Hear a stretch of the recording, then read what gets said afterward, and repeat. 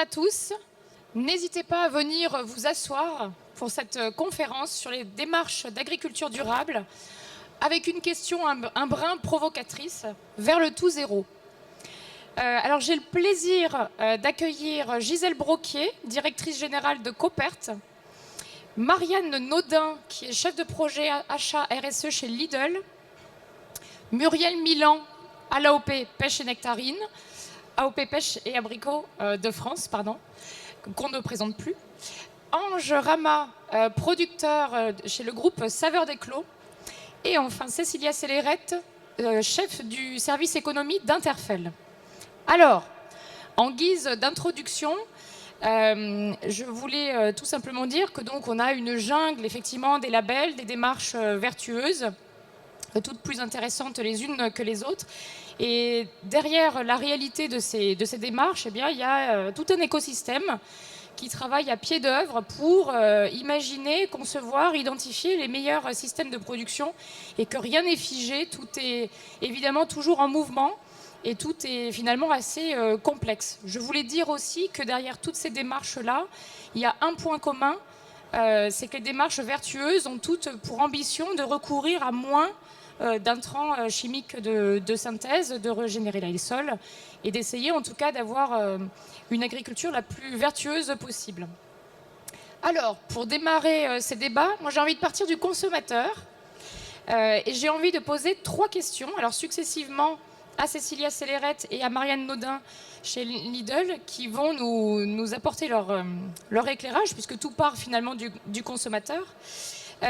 J'ai 3 questions. Alors, quelle perception le consommateur se fait-il des efforts et des engagements qui sont aujourd'hui menés par la profession année après année pour produire toujours mieux?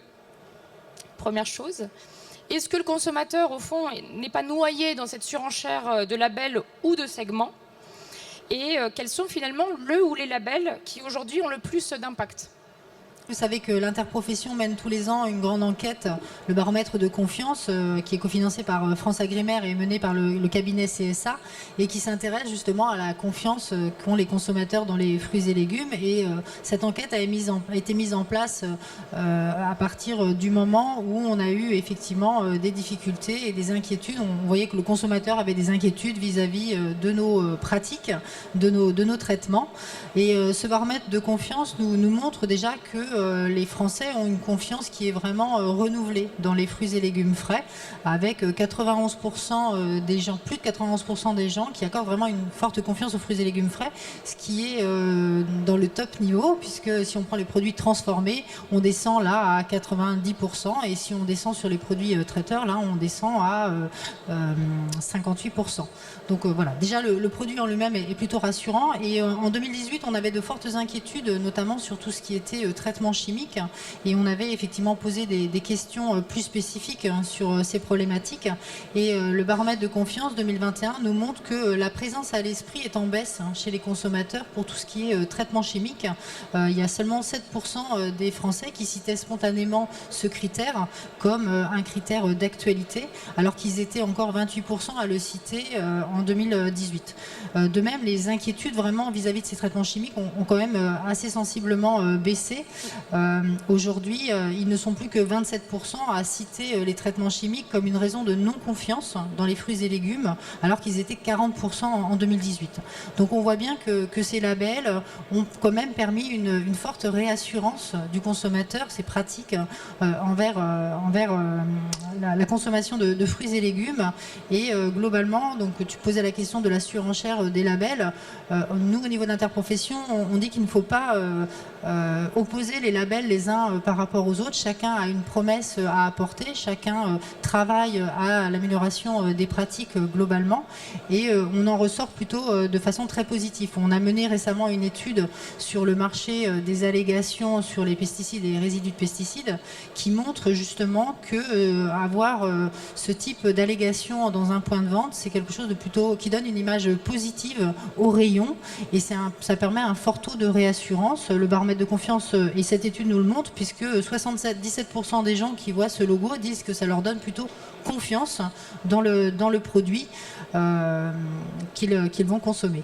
C'est vrai également pour les autres démarches, que ce soit verger éco-responsable ou agriculture biologique, qui sont à 71% de réassurance et 62% de réassurance.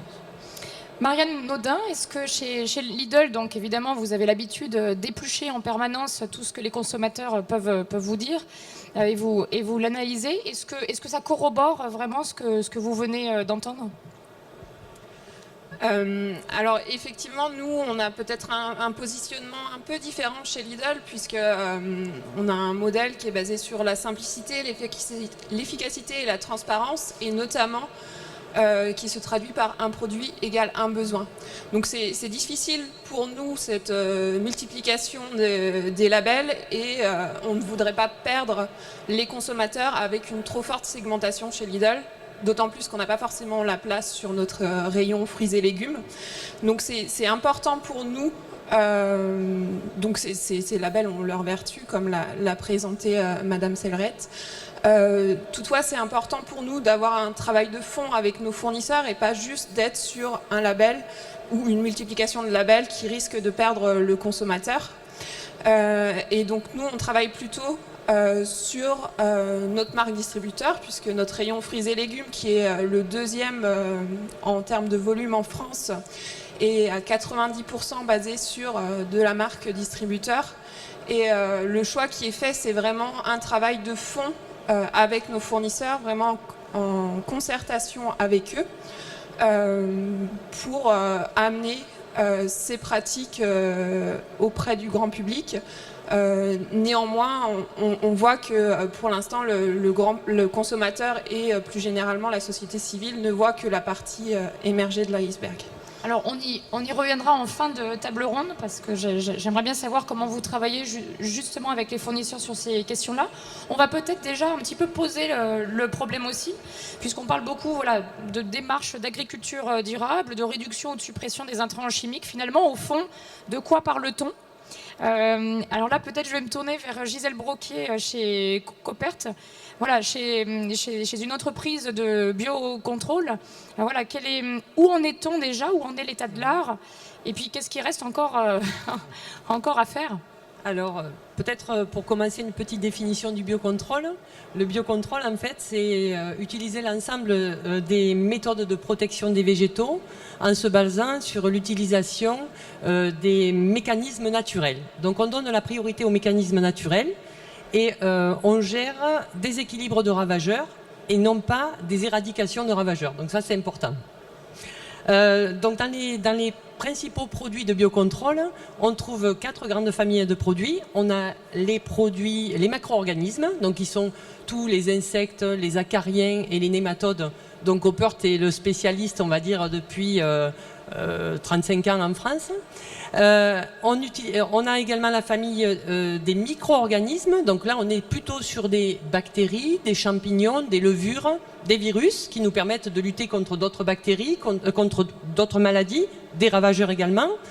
On a la famille des médiateurs chimiques, donc tout ce qui est phéromones, de piégeage pour la détection, de confusion sexuelle également qui sont quand même bien pratiquées dans pas mal de cultures. Et puis la dernière des familles, qui est une des plus grandes en termes de produits de biocontrôle, qui est la famille des produits, des substances naturelles. Et là, dans cette famille-là, on retrouve donc les cuivres, soufre, huile végétale, huile d'agrumes, huile paraffinique, voilà, donc toute cette grande famille. Donc voilà, ce qu'on peut dire sur ces 4 familles de produits de biocontrôle, c'est que parmi les médiateurs chimiques et les micro-organismes, donc 3 des 4 familles de biocontrôle nécessitent des homologations, donc des autorisations de mise en marché. De là, on en reparlera, j'en reparlerai peut-être un petit peu plus tard, mais là, on tombe sur quelques écueils pour aller vite. Ouais. Voilà. Donc ça, c'est important de le préciser parce qu'on nous demande d'avancer, on demande aux producteurs d'avancer vers moins de chimiques et plus de biocontrôle, mais il faut encore avoir les moyens de pouvoir y aller vite. En filière fruits et légumes, pour avoir un peu un état des lieux précis, on est à quelle utilisation, on va dire, alors en pourcentage peut-être sur l'ensemble? Aujourd'hui, le biocontrôle représente 12% des utilisations de produits pour la protection des plantes.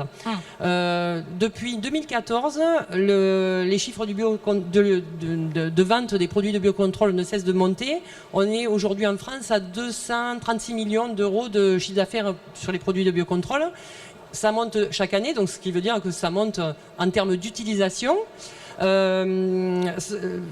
Je vous donne un peu les chiffres d'IBMA, qui est l'association des fournisseurs de produits de biocontrôle. Et donc du coup, on a 2 agriculteurs sur 3 qui utilisent déjà des produits de biocontrôle et 3 sur 4 qui n'utilisent pas, qui sont prêts à tester et à utiliser. Voilà, donc on a quand même une volonté des producteurs d'avancer en termes d'utilisation. Alors justement, donnons la parole aux producteurs. Donc on va commencer par vous, Ange Rama. Vous, voilà, où en êtes-vous en tout cas sur votre verger? Et puis j'avais aussi une question, et vous y répondrez tous les deux avec Muriel Milan. Est-ce que, alors où en est-on? Mais quels sont aussi les écueils ou les impasses techniques que vous pouvez avoir aussi aujourd'hui, puisque l'agroécologie, c'est un vaste domaine et on apprend tous les jours. Et aussi, est-ce que limiter les intrants chimiques est nécessaire et suffisant pour parler d'agroécologie? On en est où? On en est que il y a beaucoup encore d'impasses. Il y a beaucoup d'impasses encore aujourd'hui. Je rejoins alors les 2 intervenants auparavant, que ce soit la dame de Lidl ou la dame de Cooper. C'est vrai que ce qui compte chez nous par rapport à l'agroécologie, c'est, comment je vais m'expliquer, c'est qu'on y travaille depuis nous au sein de la coopérative du groupe Saveurs Éclos depuis 2006. On est allé petit à petit parce qu'on avait des impasses au point de vue matériel à biocontrôle. On progresse chaque année. Aujourd'hui, par rapport aux chiffres que je viens d'entendre, je trouve qu'on est bien, au sein de notre groupe, bien au-dessus des chiffres qu'on vient de nous donner. Nous, aujourd'hui, on serait plutôt près de 50% de biocontrôle. Et même sur certains producteurs, on serait à 80%. Et après, il y a les impasses techniques qui ne nous permettent pas d'aller sur les biocontrôles. Et comment vous travaillez, enfin comment la profession travaille? Alors peut-être je vais me tourner vers Muriel. Voilà, on sait bien que c'est tout un équilibre, tout un écosystème, et on apprend vraiment tous les jours et en fonction des solutions qu'on peut avoir aussi. Voilà, donc où en êtes-vous? Qu'est-ce que l'on sait déjà bien faire et qu'est-ce qui reste encore à travailler? Alors, bon, effectivement, je pense qu'à l'échelle du verger, globalement, on a déjà beaucoup progressé quand même depuis une quinzaine d'années. Il faut quand même le noter parce que je pense que les producteurs, ils ne se régalent pas de traiter chimiquement. Ils sont aussi dans une démarche de progrès, sauf que c'est lent parce qu'on n'a pas toujours les solutions. Et depuis une quinzaine d'années, il y a eu quand même des très très gros progrès, je trouve. Alors nous, à l'échelle de l'AOP Pêche Abricot, on a été poussé par les enseignes et le consommateur pour travailler là-dessus. Et on a souhaité le prendre en main. Donc on a mis en place depuis 2 années un projet qu'on a appelé agroécologie, qui est tourné effectivement vers la réduction des intrants chimiques. Et donc, on a en gros 6 exploitations modèles, dont Ange d'ailleurs, qui fait partie de nos modèles aussi, situés un peu partout en France, dans lequel on travaille de manière très rapprochée avec les producteurs. On travaille avec leur itinéraire actuel et on essaye de diminuer les phytos à partir d'un certain stade. Alors, je pense que cette question de réduction chimique, elle dépend beaucoup des espèces. Bon, moi, je vais parler plutôt de la pêche et de l'abricot. Selon les espèces, voilà, il y a des spécificités, il y a des progrès plus ou moins rapides. Sur l'espèce pêche nectar, c'est très compliqué. Ça fait partie des espèces les plus difficiles à travailler. Et il y a quand même du progrès. Mais malgré ça, on a des impasses, c'est-à-dire qu'on n'a pas de solution suffisamment stabilisée pour permettre aux producteurs demain de basculer directement vers une réduction des intrants. Et alors justement par rapport à ça, alors peut-être je vais me retourner vers vous. Voilà, face à ces difficultés de produire toujours plus et mieux avec moins de solutions, comment finalement relever le défi des pratiques durables? On sait qu'il y a un problème de sourcing dans les produits, dans ces solutions-là. Qu'est-ce que vous pouvez nous en dire aujourd'hui? Oui, effectivement, on a donc le sourcing est compliqué. On a quand même au niveau de l'Europe plus de 140 substances actives qui sont à l'étude, donc qui ne sont pas homologuées mais qui sont en cours d'homologation, on va dire, en cours d'étude. Donc il y a des choses qui sont prévues, mais c'est très long. Donc le sourcing, il est quand même compliqué pour répondre à l'ensemble de tous les problèmes de toutes les cultures, parce que les réductions des intrants, ça concerne toutes les cultures au niveau de la France. Donc c'est vrai que c'est beaucoup d'investissements pour arriver à trouver des molécules qui fonctionnent et pour essayer de couvrir un maximum de cultures.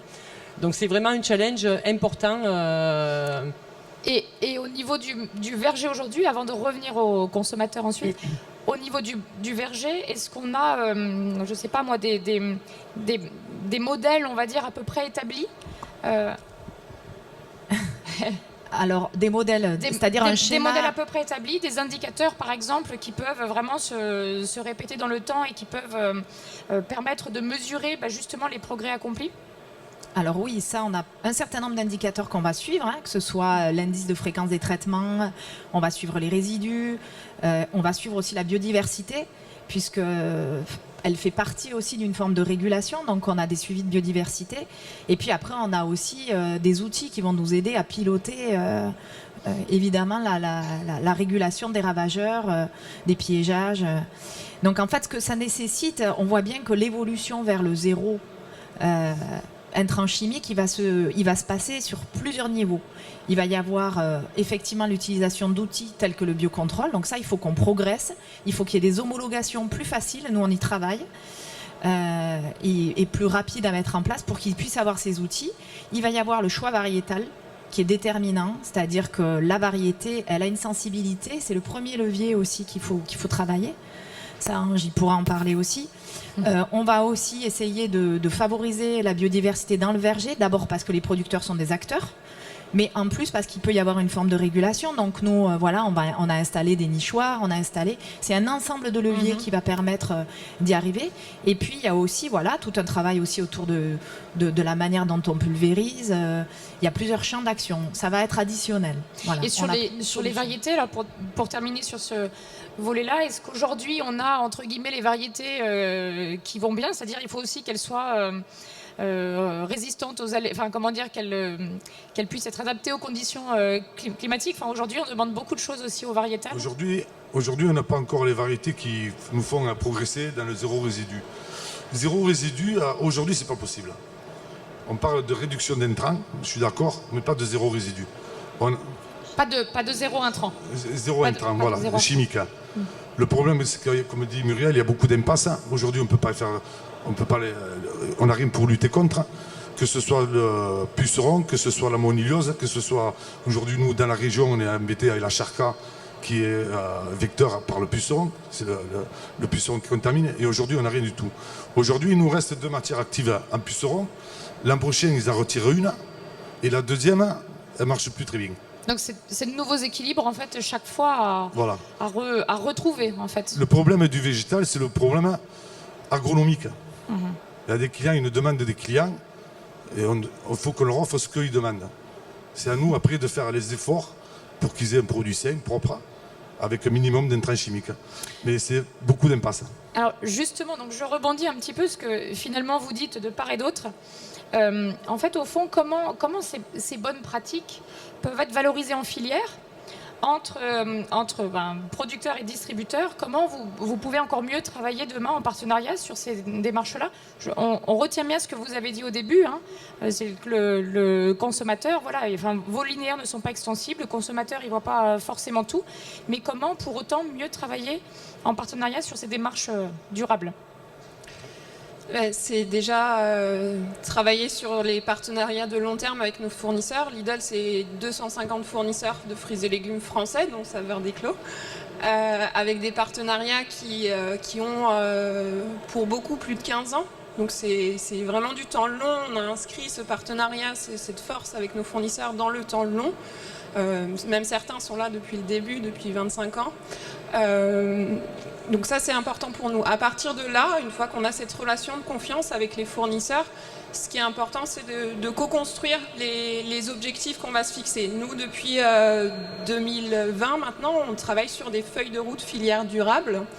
Donc on a priorisé un certain nombre de filières et en 2021, on a commencé à travailler sur 6 filières, la banane, l'avocat, la mangue, l'ananas et le pamplemousse rose et la pomme de terre. Et on va continuer dans les 10 années à venir à travailler nos 75 filières françaises. Comment on construit ces feuilles de route? On les construit sur les bonnes pratiques de nos fournisseurs, des producteurs, avant tout. Ils font des choses formidables sur le terrain, Muriel l'a dit, Ange l'a dit, et c'est important pour nous de capitaliser vraiment là-dessus. Et c'est ça qu'on essaie de faire. Je vais prendre un exemple très précis, par exemple sur la pomme de terre. On a pris l'objectif du zéro insecticide sur l'ensemble de notre conventionnel. Zéro insecticide aérien, à la fois sur de l'insecticide de synthèse, mais aussi bio. Donc on inclut le spinosade dans cette liste-là. On peut le faire parce que les producteurs ont mis en place depuis longtemps des bonnes pratiques, des leviers. Muriel en a parlé. Des variétés qui sont tolérantes au virus Y, des jachères fleuries, mais également du monitoring très important qui leur permettent d'arriver à cet objectif-là. Et nous, derrière, on est capable de le valoriser du coup auprès de la société civile parce qu'on est finalement le dernier maillon de la chaîne en disant, ben voilà, aujourd'hui, nos producteurs de pommes de terre, il y a 90-95% de nos pommes de terre, peut-être, quand on aura fini le reporting, qui sont à ce niveau-là, qui arrivent à sortir des pommes de terre sans insecticides. Mais ça, c'est un travail de long terme et on ne va pas faire comme d'autres fournisseurs, d'autres distributeurs ont pu le faire, créer un nouveau segment en disant bah, on a des pommes de terre sans insecticides. Non, nous, on vise c'est l'ensemble. L'effort d'échelle. Quelles sont les prochaines étapes? Vous avez cité l'avocat, la banane, la mangue, la pomme de terre. Demain, la pêche et nectarine Oui, alors la pêche et nectarine sera sûrement abordée en 2023. En 2022, on va travailler avec nos fournisseurs des filières pommes-poires, mais aussi tomates, salades, oignons et carottes. D'accord. Oui, voilà. Donc là, le mouvement est lancé en tout cas. Oui, c'est ça. Et après, au-delà de ce travail de fond, c'est aussi important de porter certains messages forts aux consommateurs. Donc sur la pomme de terre, par exemple, on a créé une nouvelle gamme, la gamme Terre de Progrès, qui permet de porter des innovations qui sont moins implantées chez les producteurs et de porter des producteurs qui sont vraiment pilotes, donc notamment sur l'agriculture régénératrice. Et là, on a besoin d'une gamme, d'un projet pilote parce qu'on a un message à faire porter aux consommateurs, des pratiques qui sont vraiment innovantes et on a besoin d'avoir ce message aux consommateurs. Alors tout ça pose la question de la valeur qu'on y met. Alors peut-être je vais me retourner, avant de vous redonner la parole, je me retourne vers Cécilia. Donc, comment faire comprendre finalement aux consommateurs aussi de consentir à payer, de mettre quelques centimes de plus sur ces démarches finalement qui sont concertées, on le voit, avec un vrai plan global. Voilà, comment finalement arriver à résoudre cette équation dont on tourne autour du pot sans cesse? Oui, je crois que tu as donné le mot, c'est le consentement à payer pour le consommateur, et ça a été évoqué au début, c'est-à-dire que on ne peut peut-être pas multiplier les labels, c'est une difficulté, on voit bien qu'il y a des difficultés techniques, le linéaire n'est pas extensible au bout d'un moment.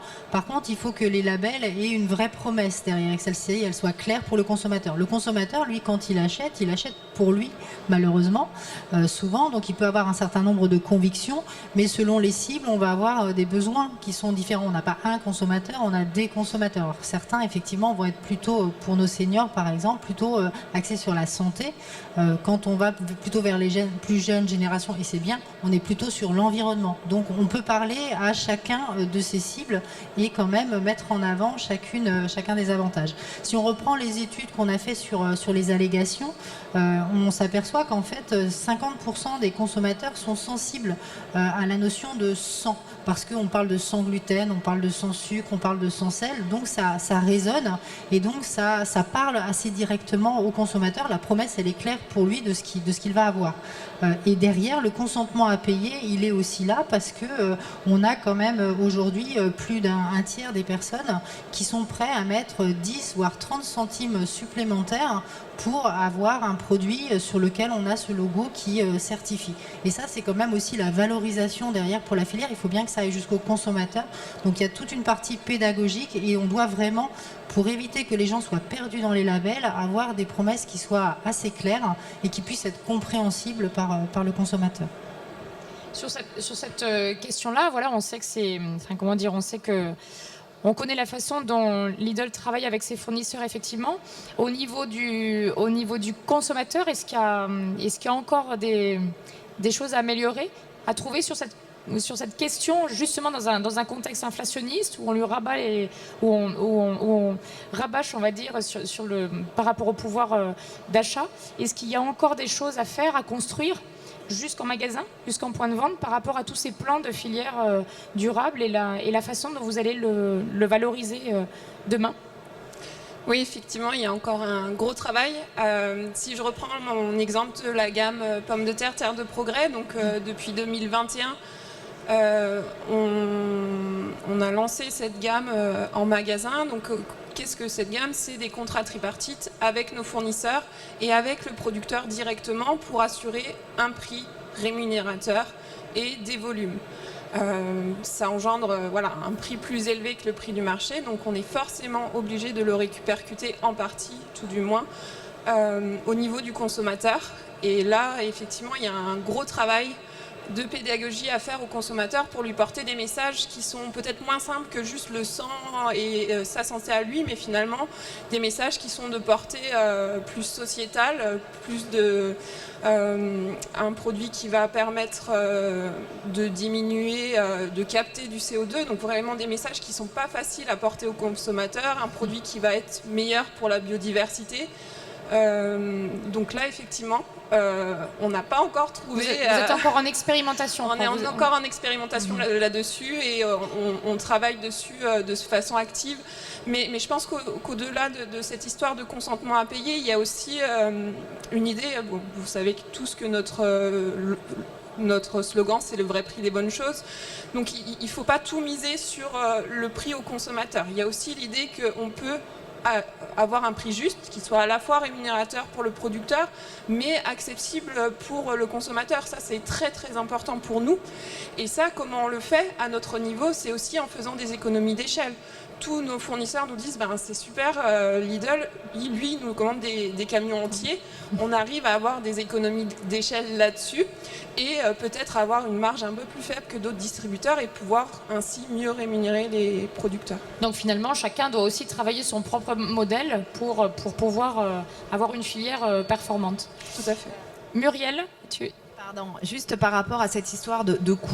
L'agroécologie, ça coûte cher aux producteurs. Pourquoi? C'est pas parce que ça nous fait plaisir, c'est parce que ça demande déjà plus de temps, plus d'attention. Il faut des producteurs qui soient techniques, qui soient davantage là dans le verger. On le voit dans le projet agroécologique de pêche abricot de France. On est là toutes les semaines, on travaille avec les producteurs, il faut qu'ils soient attentifs dès que les insectes arrivent ou que la maladie arrive, il faut réagir vite. Donc il faut vraiment beaucoup plus d'attention. Donc déjà, du temps de travail en plus. Le biocontrôle coûte cher. Coûte plus cher que le phyto. Il y a un surcoût qu'on a calculé qui coûte cher. Donc ça, c'est aussi un problème. Et puis, surtout, c'est une prise de risque. Et les producteurs aujourd'hui sont dans des phases d'insécurisation de leur production, avec les aléas climatiques, avec la réduction des phytos. Et donc cette insécurisation, elle coûte cher parce qu'il y a des vergers où ça va fonctionner et d'autres où ça ne va pas marcher parce qu'on n'a pas la bonne variété, parce qu'on a eu un problème climatique. Cette insécurisation, elle a un coût. Donc il faut arriver à trouver la valorisation. Donc il faut que la filière soit prête. C'est bien ce que disait Lidl. C'est-à-dire c'est vraiment un travail qu'il faut mener ensemble. Il faut écouter la filière, les producteurs. Il faut qu'on soit prêt, qu'on ait stabilisé un certain nombre de choses et il faut partir tous ensemble. Parce qu'après, vous avez aussi un éventail de producteurs. Il y en a qui sont plus en avance que d'autres. Et il faut attendre tout le monde. C'est un collectif. Ça, c'est vraiment important. Et ce coût, il faut le respecter. Et il faut que les enseignes entendent ça et que le consommateur l'entende, même si on sait qu'il y a une limite et que nous aussi, on est aussi consommateurs et on sait la limite de prix. Voilà, bon, c'était important de le préciser, pardon. Et sur ces paroles, j'ai envie de donner justement la parole aux gens qui nous écoutent doctement. C'est à vous. Donc n'hésitez pas, il y a un temps qui est vraiment prévu pour ça. Qui veut se lancer ? J'ai une question plutôt peut-être pour Muriel et Ange, justement pour savoir si vous aviez réussi à vraiment... Parce qu'on sait que la difficulté, c'est d'avoir un modèle qui soit environnementalement performant et économiquement performant aussi. Donc est-ce que ça, c'est bien modélisé ? Est-ce que vous avez réussi à modéliser quelque chose de ce point de vue-là ou pas ? Aujourd'hui, sur mon exploitation, j'arrive assez bien à le faire.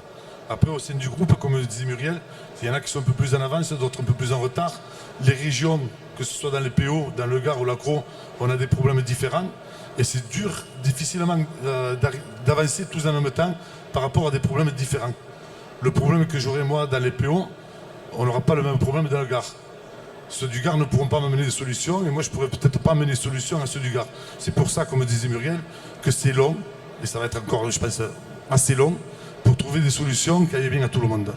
Après, c'est vrai, pour revenir à ce que disait la dame de chez Lidl, heureusement qu'on a des partenaires comme eux qui nous aident par rapport à leur manière de fonctionner, à aller de l'avant. Parce que ça nous soutient. Dans ce qu'on fait, ça nous soutient quand même pas mal. Comment vous organisez le transfert, on va dire, des bonnes pratiques ? Parce qu'on voit bien que ce n'est pas la même chose partout. Comment on arrive quand même à un moment donné à cranter, quoi ? Alors, le transfert, moi j'ai remarqué, à tous les niveaux chez les producteurs, il y a quelque chose qui fonctionne bien, c'est comment il travaille mon voisin. Ils ont une confiance les uns envers les autres, c'est comme ça qu'en fait ils se tirent vers voilà, un progrès. Donc il y a des producteurs qui sont des producteurs un peu leaders, un peu pilotes, c'est un peu ça aussi l'idée. Et du coup, ce qui est important, c'est de discuter entre eux. Donc nous, on voit bien ce qu'on a apporté avec notre projet là, chez Abricots de France et dans le cadre de Verger éco-responsable aussi, c'est que on les pousse dans ce cadre de contraintes. Ils vont y aller plus ou moins facilement selon les producteurs. Et puis après, ils vont l'étendre à leur exploitation. Puis après, ils vont parler à leurs voisins. Et ça, c'est vraiment la confiance et c'est ça qui fait progresser. Nous, en tant qu'animateurs, on a un poids, mais je pense que le vrai poids, c'est le lien entre eux. Voilà. Et au niveau du biocontrôle, on sait bien que ce n'est pas un problème, une solution. Comment vous arrivez à diffuser le savoir-faire ? C'est pour moi très important de repositionner ça, parce que le biocontrôle, c'est des produits. Mais en fait, l'agriculture durable, c'est pas que le biocontrôle, c'est l'ensemble des méthodes. On a parlé des variétés. On fait ça très bien et on a un bon exemple sur les cultures sous serre, où on a 35 ans, voire 50 ans pour l'entreprise Cooper d'expérience sur les cultures sous serre. Aujourd'hui, il me semble que ce que j'entends là, c'est ce que j'entendais il y a 25 ans chez les maraîchers de cultures sous serre, par rapport aux difficultés d'arriver à baisser les intrants chimiques sur l'ensemble des problèmes. Aujourd'hui, les maraîchers sous serre arrivent à le faire.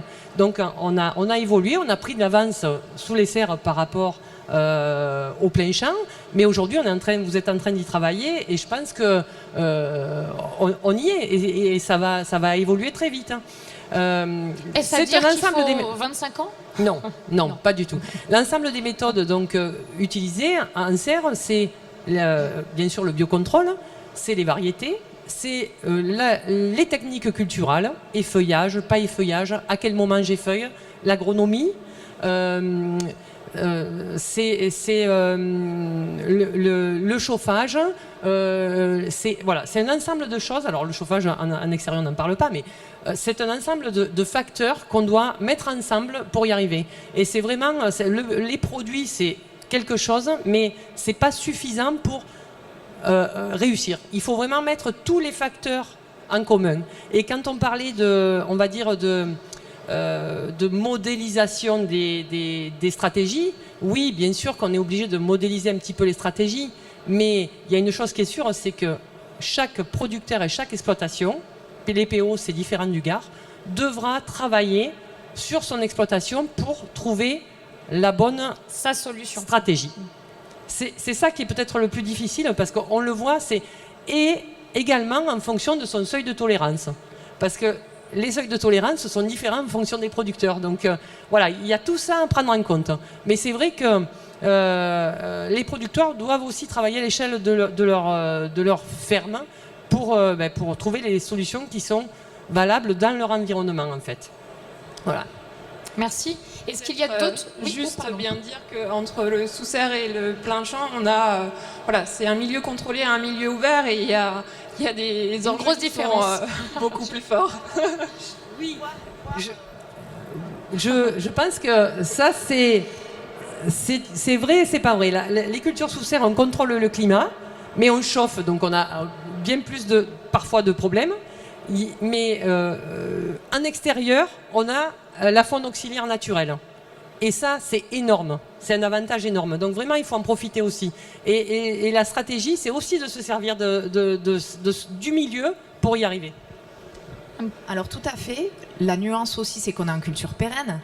La culture pérenne, il y a une inertie sur les variétés. En légumes, il y a un progrès parce qu'ils s'adaptent d'une année à l'autre. Nous, on a des vergers, ils vont rester 20 ans. Donc vous avez planté une variété, vous allez quand même avoir des difficultés à transiter. Donc ça, il faut le considérer en pérenne.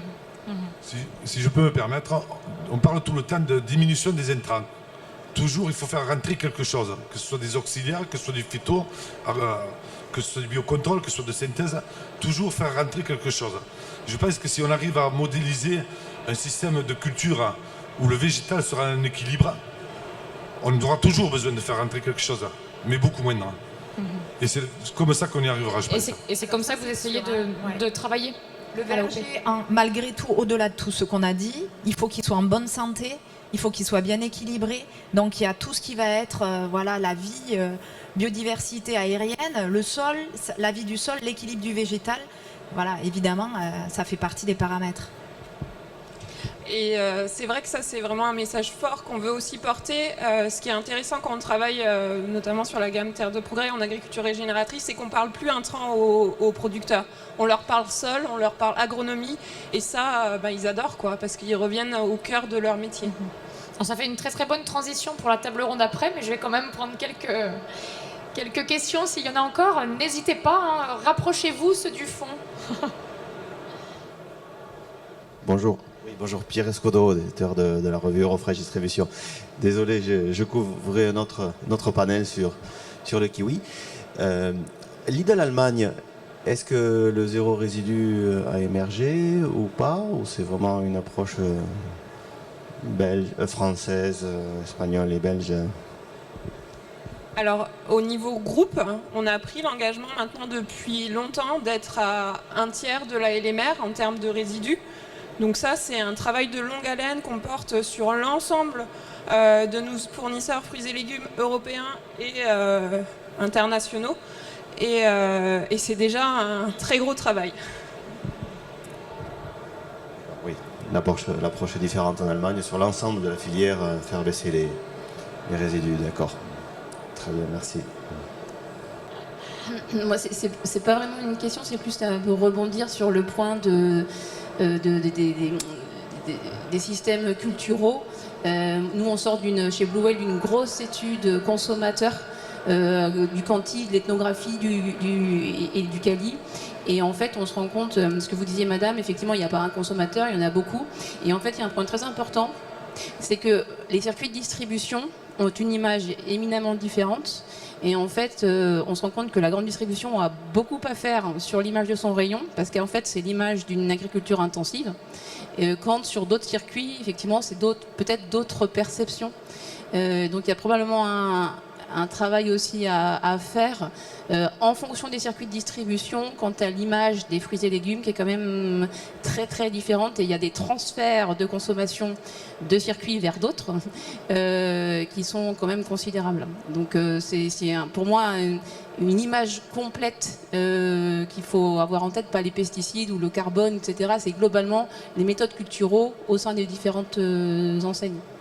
Il y a quand même beaucoup d'écart.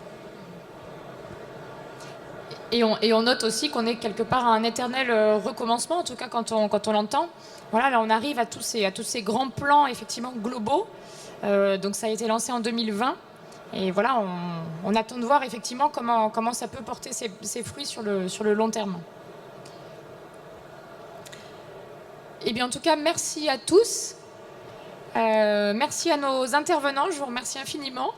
Et puis on va laisser la place à d'autres intervenants pour parler des sols vivants.